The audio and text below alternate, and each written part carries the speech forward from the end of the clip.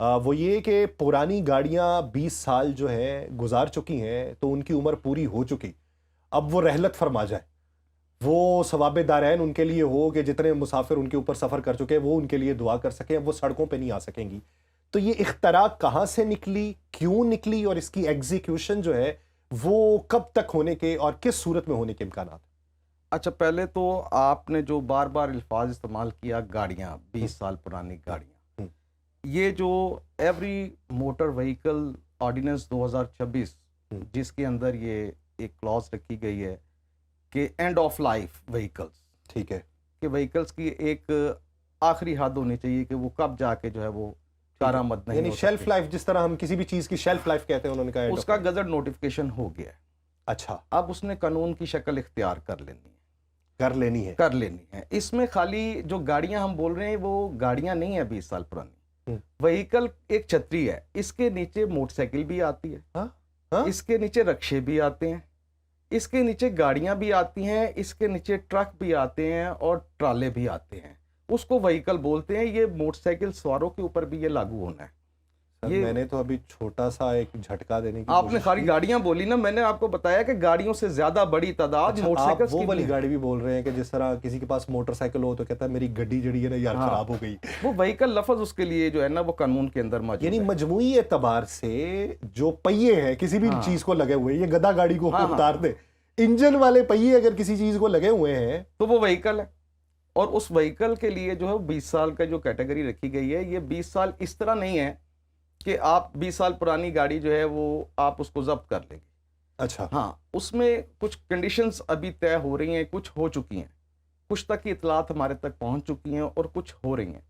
उसके बाद इसके ऊपर इम्प्लीमेंट शुरू होगा। लेकिन जो लोग पुरानी गाड़ियां रखते हैं, अगर उनकी गाड़ियां जो हैं वो स्क्रैप में जानी हैं, मतलब किसी भी वजह से, हम कहते हैं कि अगर पंजाब में हम कैलकुलेट कर लेते हैं कि पंजाब में कितनी रजिस्टर्ड गाड़ियां हैं, तो मेरे ख्याल में अगर आप मोहतात अंदाजे के मुताबिक देखें तो ये 2,72,00,000 गाड़ियां जो 4 व्हीलर है, ठीक है, और तकरीबन ये 4 करोड़ के पास जाती है। अगर इसके अंदर मोटरसाइकिल भी रजिस्टर्ड हो जाए तो ये 4 करोड़ तक तादाद चली जाती है।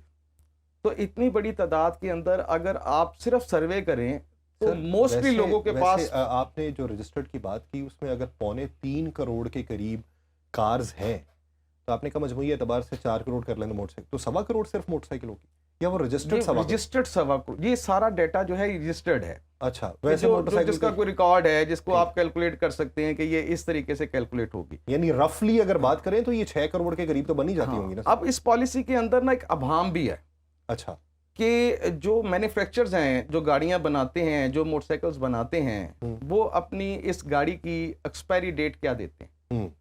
कोई एक्सपायरी डेट नहीं होती। हर पार्ट्स की एक उम्र महदूद कर दी गई है कि इंजन है तो उसने, अगर मुनासिब गाड़ी है, कम पैसों वाली गाड़ी है, तो उसका इंजन ज़्यादा से ज़्यादा 2-2.5 लाख किलोमीटर चलेगा और उसके बाद उसकी एक्सपायरी शुरू हो जाएगी। वो फिर अपना काम निकालना शुरू करेगा। उसके लिए आपको बाकायदा उसकी मेंटेनेंस करवानी पड़ेगी। और जो अच्छी गाड़ियाँ हैं वो 5 लाख किलोमीटर भी चलती हैं। तो इसका 20 साल के साथ तयन करना, मतलब एक बंदा है, उसने अगर 20 साल में गाड़ी ही 1.25 लाख चलाई है तो उसकी गाड़ी फिट है। तो सर वही बात करता हूँ ना। अब जैसे मैं अपनी गाड़ी की मिसाल दूँ, मेरी गाड़ी सर कोई 5 साल पुरानी, तो मेरी गाड़ी चली हुई है 60,000 52,000। अब मेरे पास इस तरह की कई मिसालें मौजूद हैं जिनकी गाड़ी 2.25 साल या 2 साल पुरानी है और वो गाड़ियां 2.25 लाख चल गई हुई हैं। तो 20 साल में मेरी गाड़ी जो चलेगी वो ऑन एवरेज चलेगी 2 लाख, 20 साल में किसी और की गाड़ी 6 लाख चली हुई है। तो उसकी कंडीशन का कैसे अंदाजा लगाया जाएगा कि ये अच्छी गाड़ी है, ये बुरी गाड़ी है? उसका सिर्फ उम्र से अंदाजा लगा लिया जाएगा? उसमें अभी तक तो ज़ेन यही काम कर रहे हैं उन लोगों के। लेकिन इसके अंदर ये वजह क्यों बनी, इस ऑर्डिनेंस को लाने की वजह क्या बनी? आपने देखा होगा कि आज से 1-2 साल पहले मिशन टेस्ट के नाम पे एक स्टिकर जारी किया कि गाड़ी पे आप लगाएं, आपकी गाड़ी अगर फिट है तो आप उसको रोड पे चला सकते हैं। ठीक है। अब वो जिसने पिछले साल मिशन टेस्ट करवाए, जिनकी गाड़ियां पास भी हुई या जिनकी फेल भी हुई, कोई उनको चेक करने वाला ही नहीं है। अब आप स्टिकर लगवाते हैं। हमने तो वो हाल देखे हैं कि 200-200 गाड़ी लाइन में खड़ी है और वो टेस्ट करवा रही है। हम तो इस और चक्कर में नहीं लगवा सके। हाँ, इस साल किसने लगवाए हैं? अब जिसने ये कानून बनाया, जहां से पैसे रेवेन्यू इकट्ठे होने थे, अब एमिशन टेस्ट के पैसे हैं ना, वो पैसे ही नहीं आ रहे। तो पैसे का रेवेन्यू तेज करने के लिए इन्होंने कहा कि अब तो हर बंदा फिटनेस करवाएगा, जिसकी गाड़ी का फिटनेस सर्टिफिकेट नहीं होगा और उसका एमिशन टेस्ट पास नहीं होगा, और वो गाड़ी अगर वो एक्सेप्ट नहीं की जा सकती, क्योंकि ये आपकी पोल्यूशन की वजह से ये सारे मामला कर रहे हैं ना, कि आपका जो एनवायरनमेंट चेंज हुआ है, उसके बाद आपके स्मोक के मुख्तलिफ शहरों के अंदर स्मोक इतना बढ़ जाता है, 300 क्रॉस कर जाता है स्मोक। तो उसमें बड़ी वजह ये बताई गई कि व्हीकल्स उसकी जिम्मेदार है, जो रोड पे चढ़ने वाली गाड़ियां हैं, ट्रक हैं, जो पुरानी गाड़ियां हैं, वो धुआं छोड़ती हैं, तो वहां पे स्मोक आ जाती है। अब उसको कंट्रोल करने के साथ साथ रेवेन्यू भी तो किसी ने जनरेट करना है ना, पैसा चाहिए, पैसा। खाली गड्डी तोड़ी पड़ के स्क्रैप नहीं करनी, उन्होंने पैसा चाहिए। अब लोग भागेंगे उस तरफ, जिसकी 20 साल पुरानी भी गाड़ी है तो वो सबसे पहले फिटनेस सर्टिफिकेट लेगा। देखें, कानून के अंदर मौजूद है, आपकी गाड़ी का इंजन अगर वीक है, वो धुआं छोड़ती है, तो आपके पास एक राइट है, आप बगैर किसी को पूछे बताए आप जाके नया इंजन उसके अंदर रख लें, तो गाड़ी तो ठीक हो गई, वो तो माहौल दोस्त हो गई दोबारा से। अब वो अगले 10 साल चलाए बेशक, लेकिन अगर उस गाड़ी की आपकी लाइफ देखनी है तो उसकी लाइफ खाली इंजन से नहीं देखी जा सकती। इंजन नॉर्मल रूटीन है, लोग बदलवाते थे। अब गाड़ी की बहुत सारे लोग तो बॉडी बदलवा लेते हैं। बॉडी बदलवा लेते हैं। अब बॉडी से पोल्यूशन का क्या ताल्लुक है? या तो आप कहें कि खाली जिसका इंजन फिट नहीं है 20 साल बाद, या तो फौरी तौर पे अपनी गाड़ी का इंजन बदलवाए, नहीं तो हमने इसको रोड पे नहीं चलने देना। ये तो कानून यहां तक समझ आया कि 20 साल पुरानी गाड़ी का अगर इंजन पास नहीं हो रहा तो वो घर खड़ी कर दे, वो सड़क पे नहीं लाएगा। सड़क पे लाएगा तो उसका बड़ा हैवी चालान होगा। उससे तो चलो चीजें बेहतर हो सकती हैं। और अगर आप ये चाह रहे हैं कि वो इंजन नया भी डलवाए तो फिर भी आप उसको स्क्रैप के भाव देंगे, तो ये कानून इस तरह से नहीं है।